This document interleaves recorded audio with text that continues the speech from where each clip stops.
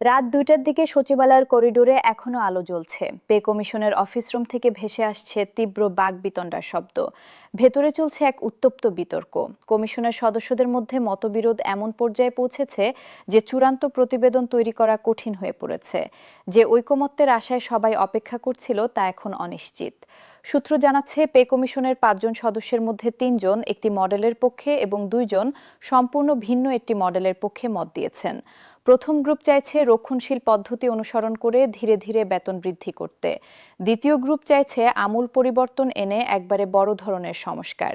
এই মতবিরোধ এখন পে স্কেল বাস্তবায়নের মূল বাধা হয়ে দাঁড়িয়েছে।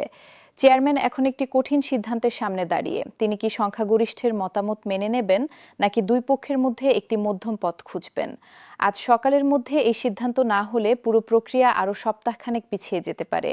কর্মচারীরা যে অধীর আগ্রহে অপেক্ষা করছেন তা আরও দীর্ঘায়িত হবে। রক্ষণশীল পদ্ধতির পক্ষে যারা রয়েছেন তাদের মূল যুক্তি হলো অর্থনৈতিক সতর্কতা। তারা মনে করেন একবারে বড় ধরনের বেতন বৃদ্ধি সরকারের বাজেটে চাপ সৃষ্টি করবে। তাছাড়া মূল্যস্ফীতি বৃদ্ধির ঝুঁকি রয়েছে। তাই তারা প্রস্তাব করেছেন ৩ পর্যায়ে বেতন বৃদ্ধি। প্রথম বছর ৩০%, দ্বিতীয় বছর আরও ১৫% এবং তৃতীয় বছর আরও ১০%। এভাবে মোট ৫৫% বৃদ্ধি ৩ বছরে সম্পন্ন হবে। অন্যদিকে আমূল পরিবর্তনের পক্ষে যারা রয়েছেন তারা বলছেন কর্মচারীরা ইতিমধ্যে অনেক দেরিতে ন্যায্য পাওনা থেকে বঞ্চিত হয়েছেন। আরও দেরি করা অন্যায় হবে। তাদের প্রস্তাব হলো একবারেই ৬৫ থেকে ৭০% বেতন বৃদ্ধি। এতে প্রাথমিকভাবে চাপ বাড়লেও দীর্ঘমেয়াদে কর্মদক্ষতা এবং উৎপাদনশীলতা বৃদ্ধি পাবে। সন্তুষ্ট কর্মচারীরা ভালো সেবা দেবে, যা পুরো অর্থনীতির জন্য ইতিবাচক। এই বিতর্কের মধ্যে একটি তৃতীয় প্রস্তাব উঠে এসেছে কিছু তরুণ অর্থনীতিবিদের কাছ থেকে। তারা বলছেন শুধু বেতন বৃদ্ধি নয়, পুরো সরকারি চাকরি কাঠামোই পুনর্গঠন করা উচিত। ২০টি গ্রেডের পরিবর্তে ৮টি ব্রড ব্যান্ড তৈরি করা, যেখানে কর্মদক্ষতার ভিত্তিতে দ্রুত উন্নতির সুযোগ থাকবে। এই মডেল বিদেশের অনেক দেশে সফলভাবে চলছে।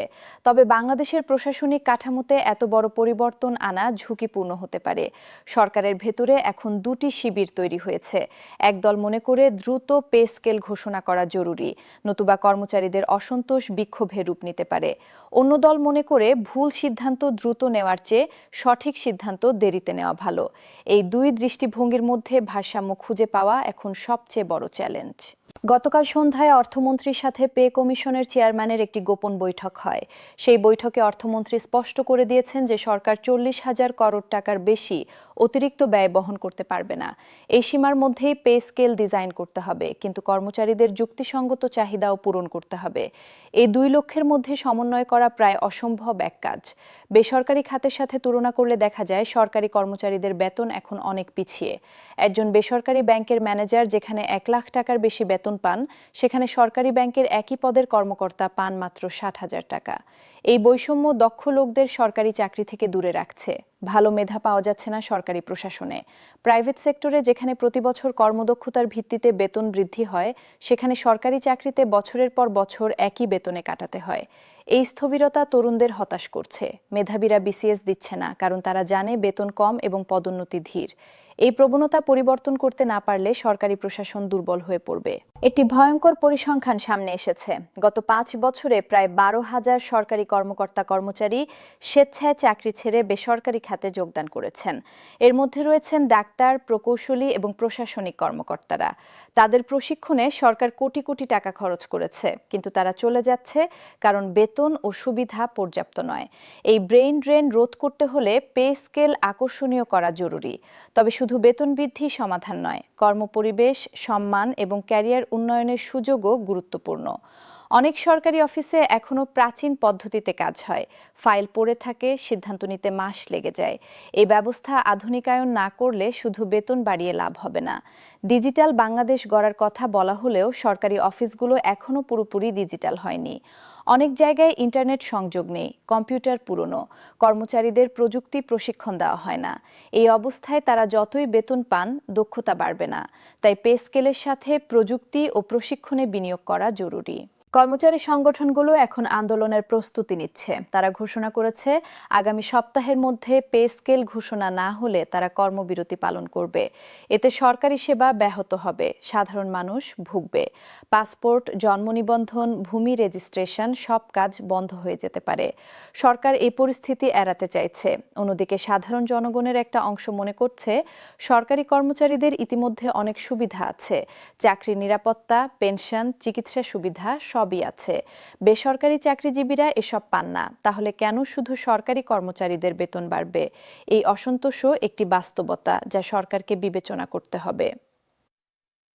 বাজারে নিত্যপণ্যের দাম এখন আকাশ ছোঁয়া। চালের দাম, ডালের দাম, তেলের দাম সব বাড়ছে। একটা সাধারণ পরিবার মাসে 50,000 টাকার কম খরচে চলতে পারে না। সরকারি কর্মচারীদের অনেকে এখন 20-25 হাজার টাকা বেতন পান। এই টাকায় পরিবার চালানো প্রায় অসম্ভব। তাদের এই দুর্দশা বিবেচনা করে দ্রুত পে স্কেল ঘোষণা করা উচিত। তবে পে স্কেল বাস্তবায়নের পর কি মূল্যস্ফীতি আরও বাড়বে? অর্থনীতিবিদরা বলছেন, বাজারে অর্থের যোগান বাড়লে চাহিদা বাড়বে, চাহিদা বাড়লে দাম বাড়বে। সরকারকে এই ভারসাম্য রক্ষা করতে হবে। একদিকে কর্মচারীদের বেতন বাড়াতে হবে, অন্যদিকে নিত্যপণ্যের দাম নিয়ন্ত্রণে রাখতে হবে। এই দুই কাজ একসাথে করা কঠিন, কিন্তু অসম্ভব নয়। ট্যাক্স সিস্টেমেও পরিবর্তন আনা প্রয়োজন। এখন যারা বেশি বেতন পান তাদের ট্যাক্স বেশি কাটা হয়, কিন্তু অনেকে বিভিন্ন ফাঁকফোকর কাজে লাগিয়ে ট্যাক্স এড়িয়ে যান। ট্যাক্স সিস্টেম সহজ ও স্বচ্ছ করতে হবে। ডিজিটাল ট্যাক্স রিটার্ন চালু করা, অনলাইনে ট্যাক্স পরিশোধের ব্যবস্থা করা জরুরি। এতে রাজস্ব আদায় বাড়বে এবং পে স্কেল বাস্তবায়নের জন্য অর্থের যোগান হবে। বাংলাদেশ ব্যাংক সতর্ক করেছে যে মূল্যস্ফীতি নিয়ন্ত্রণে রাখতে সুদের হার বাড়াতে হতে পারে, কিন্তু সুদের হার বাড়লে বিনিয়োগ কমবে, ব্যবসা বাণিজ্য ক্ষতিগ্রস্ত হবে। এই জটিল অর্থনৈতিক পরিস্থিতিতে সঠিক নীতি নির্ধারণ করা বড় চ্যালেঞ্জ। পে স্কেল শুধু প্রশাসনিক সিদ্ধান্ত নয়, এটি একটি জটিল অর্থনৈতিক সিদ্ধান্ত। আন্তর্জাতিক সংস্থাগুলো বাংলাদেশের পে স্কেল নিয়ে পর্যবেক্ষণ করছে। আইএমএফ ইতিমধ্যে বলেছে সরকারি ব্যয় নিয়ন্ত্রণ করতে হবে। বিশাল বেতন বৃদ্ধি সেই শর্তের বিপরীত যাবে। কিন্তু সরকার যদি নিজ দেশের কর্মচারীদের ন্যায্য পাওনা না দেয়, তাহলে তার নৈতিক ভিত্তি দুর্বল হবে। এই দুই চাপের মধ্যে সরকার এখন আটকা। পাশের দেশ ভারতে সরকারি কর্মচারীদের বেতন বাংলাদেশের তুলনায় অনেক বেশি। নেপাল, শ্রীলঙ্কাতেও বেতন কাঠামো ভালো। বাংলাদেশ পিছিয়ে পড়ছে। এই অঞ্চলে প্রতিযোগিতায় টিকতে হলে দক্ষ জনবল দরকার, আর দক্ষ জনবল পেতে হলে আকর্ষণীয় বেতন কাঠামো চাই। পে স্কেল তাই শুধু অভ্যন্তরীণ বিষয় নয়, এটি আঞ্চলিক প্রতিযোগিতার বিষয়ও। এই মুহূর্তে রাজধানীর বিভিন্ন সরকারি অফিসে কর্মচারীরা অস্থির হয়ে আছেন। তারা প্রতিদিন খবর দেখছেন, সামাজিক মাধ্যম ঘাঁটছেন। কখন ঘোষণা আসবে, কত শতাংশ বাড়বে, কবে থেকে কার্যকর হবে, এই প্রশ্নগুলো তাদের মনে ঘুরপাক খাচ্ছে। অনেকে ইতিমধ্যে ঋণ নিয়ে ফেলেছেন নতুন বেতনের আশায়। অনেকে সংসারের বড় খরচ মিটিয়েছেন বেতন বৃদ্ধির প্রত্যাশায়। যদি হতাশ হতে হয়, তাদের অবস্থা কি হবে? এদিকে পে কমিশনের চেয়ারম্যান আজ সকালে একটি সংবাদ সম্মেলন ডেকেছেন। সেখানে তিনি কি বলবেন সেটাই এখন সবার প্রশ্ন।